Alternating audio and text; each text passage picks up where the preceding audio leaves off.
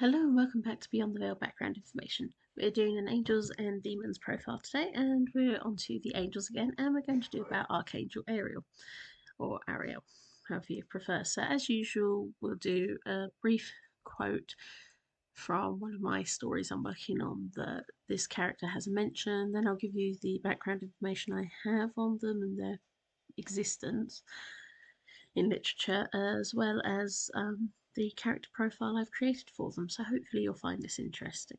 So let's get into it. I am Ariel, Lion of the Almighty and Protector of this land. You who have sprung from beneath the earth have no rights upon it and will be forced out. Quote from Ambitious Aim.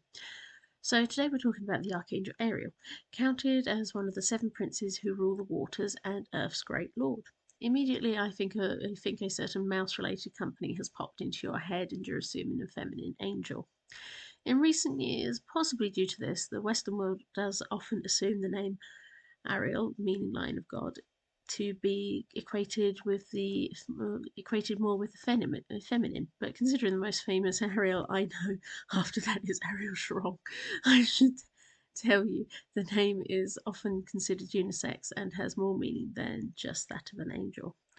In fact, Ariel can be described as an angel, a demon, a man, or even a city.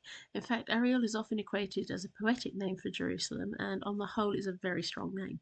Indeed, Ariel is sometimes noted as strength of God, and in the angelic tarot is equated as the archangel to hold the position of the strength card, the infamous image of the lion's mouth being pulled open coming to mind. What Ariel the angel is, of course, like many angels, is debatable. Their main understanding is in the apocryphal texts Ezra and the Coptic Pistis Sophia. In Coptic, Ariel is a demon in charge of punishment of the lower world, and thus some have equated them to be more akin to a fallen angel. However, apart from Milton including Ariel as a rebel angel defeated by Abdiel, Ariel is often described and discussed as an archangel. They are thought to be able to heal alongside Raphael, to be linked to the waters of the world, like to Raphael once more, but that they are generally prescribed the role of Lord of the Winds, with a link to ancient gods of similar position. They can be described, and in many of the more occult variants of work, as a lion-headed angel, but most often they are depicted as a generic angel. In fact, John Dee, who was royal astrologer to Queen Elizabeth I, described Ariel as an amalgamation of Uriel and Anael, which is quite possible, as though some describe Ariel as mentioned in the Book of Enoch, more recent looks have found that information to be false. Generally within angelology, though, Ariel is often seen as accompanying Jophiel, Haniel, and sometimes even Gabriel as the feminine angels. They are an angel invoked to protect nature and to encourage strength. Angelology has linked Ariel as a fire wielder, probably due to the previous mentions of Uriel, but also in linking with the Coptic works as a punisher of demons. Ariel is sometimes even denoted within this as an angel who punishes the insane, which in hindsight sounds counterproductive with God's role as merciful. They are also regarded as a patron saint to new beginnings and to animals, although not in an official context. Ariel was also whom the poet Shelley viewed himself for a time, but that's a wholly different subject you can look into as you will. Now, as for popular culture, aside from being depicted as a feminine angel, there's not been much in the way of big roles of note for Ariel that I could find. But if you do find some, please comment below. For now, though, Ariel will have an important role in my Baal story, but I won't reveal too much in the profile below. And yes, I've actually started working on that story slightly after a couple of years of mentioning it. Right, so name, Ariel, position, Archangel, Guardian of Earth, story featured in Ambitious Aim, role, friend and guide to Baal, gender, both in early days more masculine, in later days more feminine. Description, tall and proud, often appears to wear the skin of a lion about them to show their strength, and bears a great spear. They are tall, radiant, and their eyes are the green of the earth, their skin the soft shade of the sunlight. They are muscular, powerful, and tough, with a face that is stern. Realm, heaven, abilities, they are the strongest of all the angels who can grapple with Leviathan with it when their anger flares. The winds whip around.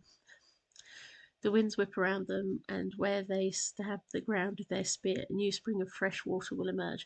They can throw a demon back into hell without any question, and often find the entrances and close them up. Master the almighty personality, stern, firm, but eager to give everyone a chance. Ariel can be very discernible and harsh with others, but when they make a mistake, they are incredibly repentant and obedient. Ariel, though, is the one that can calm any angry beast and has no fear of any sort. They like to trust in the best of others as they believe in the best of the Lord, and they like to give the chance for healing, but this can make them susceptible to beings that are very good at lying. Only a few beings have only ever lied to them, and they fear Lucifer because they're the only one that can truly fight them and defeat them with lies. Relations: Raphael. Ariel views Raphael as their commander and is obedient to them, but also tries to be the tougher side to Raphael at certain moments. They are more willing to be strict, and certainly they have been described as having the fire of Uriel within them. Abdiel, companion to Ariel, they are often the one that brings the Almighty's words to Ariel and the other strong warrior angels like Remiel. Abdiel is Ariel's dearest companion, and it is sometimes assumed their connection might border on dangerous, for during the seduction of angels by Lucifer, Abdiel had to pull Ariel out of the host along with Remiel and teach them both why they were wrong. But Ariel took longer to convince, and Abdiel had to shed a tear to ease the storm building within his dear friend. Often they speak of their duties, and Abdiel is against Ariel, and Abdiel is used against Ariel by Baal later. Baal. Ariel is the first angel to meet Baal and his companions upon their exit and defeat in hell. He has them sit and tell him the story, and he believes that Baal and his companions should have the chance to a fresh start like all beings. He discerns they are still counted as creations of the Almighty, and so Ariel is their teacher and guide. But Baal will betray Ariel in the end, despite the friendship they develop. Right. Born of the thoughts of water, wind, and wild beasts, Ariel is history. History. Born of the thoughts of water, wind, and the wild beasts, Ariel is created with the others, but their duty is more towards the blending of nature together. They steer the wind to turn the tide, to move the clouds and feed the earth. They help teach the animals to migrate and to read the stars and sense on the wind. Ariel is very bonded to the earth and spends more days walking amongst it than amongst the heavens. They are almost seduced by the words of Lucifer, and indeed Ariel does take a male gender he feels suits him, but he is swift to seek out his companion Abdiel, whose voice he states he enjoys the most. Abdiel is always viewed as more of a lowly scribe and is stunned when he sees what has happened, and hurries amongst the group of seduced angels, pulling Remiel and a few others aside and scolding them. He points out that Lucifer is going against the will of the Almighty. However, Ariel holds Abdiel and encourages them to choose to be with them forever, to always be their companion, but Abdiel reminds them they will always be companions without the need for something that could risk hurting each other. Ariel doesn't understand at first until Abdiel sheds a tear and gives it to him. Ariel swears an oath it will be the only tear an angel will shed to free another, but it is an ill omen. Ariel fights hard against the fallen, and upon the gathering of the enemy stands behind them with a whip, whipping them to Michael's arms to be thrown from heaven. He shows no mercy and informs all his fellows in heaven to shed no tear and give no mercy. Those who changed early enough, and those who did not choose their path. Although Ariel and Remiel are likely to be pulled into the category of the Watchers, Abdiel's efforts to pull them free has meant that they are saved. So Ariel and Remiel are ever grateful for Abdiel's help. Ariel continues to protect the earth and pushes back any angels he sees try to escape, and most are too fearful of him to try. But when young demons emerge that have no knowledge of heaven but do not wish to serve Lucifer, Ariel is compelled to give them the chance Abdiel gave him.